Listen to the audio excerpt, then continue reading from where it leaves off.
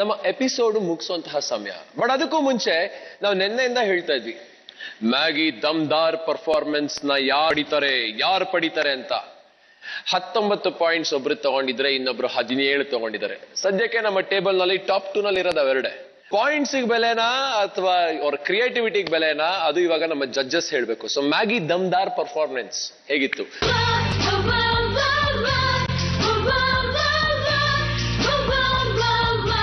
So ಮಾಸ್ಟ್ರೆ, ಯಾರಿಗೆ ಸಿಗತ್ತೆ ಈ ನಮ್ಮ ಮ್ಯಾಗಿ ದಮ್ದಾರ್ performance world?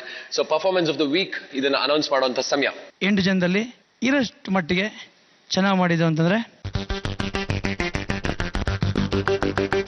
Shweta, Changappa, Asif.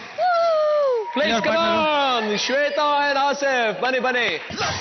1 2 3 4 1 2 3 4 ABCD A E E Okay